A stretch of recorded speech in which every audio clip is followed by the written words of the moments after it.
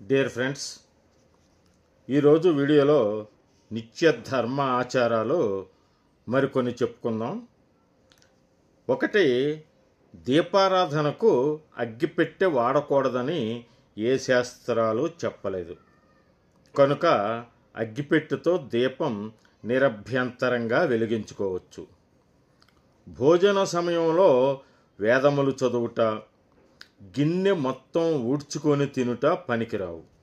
ఏడుస్తూ అన్నం తినుట మంచిది కాదు, తినరాదు.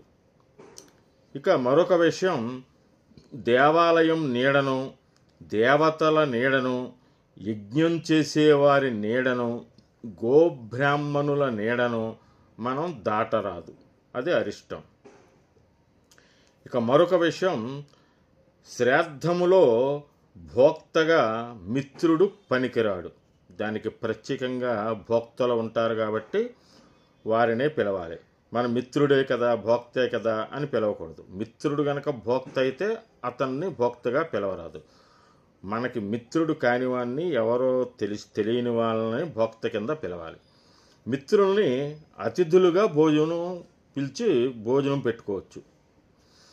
ఇక మరొక విషయం, విశిష్ట వ్యక్తులను, మహాత్ములను అగౌరవపరిచి నిందించు దుర్మార్గుని పాపం చిత్రగుప్తుడు కూడా వర్ణించలేడు. అంటే అంత మహాపాపం, ఘోర పాపం. విశిష్ట వ్యక్తుల్ని, మహాత్ముల్ని మనం నిందించకూడదు. వీలైతే గౌరవించండి, లేకపోతే మౌనంగా ఉండటం మంచి పద్ధతి. అనవసరంగా కోరి పాపాలు తెచ్చుకోవద్దు అటువంటి వారిని నిందించి. ఇక ఈరోజు ఆఖరి విషయం, శివాలయం లేని ఊరిలో భోజనం చేయరాదు. మనం ఆ ఊరికి వెళ్ళొచ్చు, అక్కడ మనకి మిత్రులు ఉండొచ్చు, లేదా మనకి బంధువులు ఉండొచ్చు, వెళ్ళొచ్చు. కానీ వారి ఇంట్లో అక్కడ భోజనం చేయకూడదు. ఎందుకంటే శివాలయం లేని ఊరిలో భోజనము చేయకూడదు. ఇప్పుడు దాదాపు అన్ని ఊళ్ళల్లోనూ ప్రతిష్ఠించేశారనుకోండి శివలింగాలు, శివుడిని పూజ చేస్తున్నారు.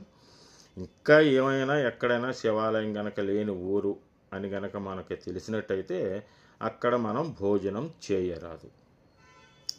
అంచేత ఈ విషయాలన్నీ కూడా మరి ఇన్ని రోజుల నుంచి నన్ను ఆదరించినటువంటి సబ్స్క్రైబర్స్కు, వ్యూయర్స్కు నా యొక్క ప్రత్యేక అభినందనలు, కృతజ్ఞత అభినందనలు తెలియజేసుకుంటున్నాను.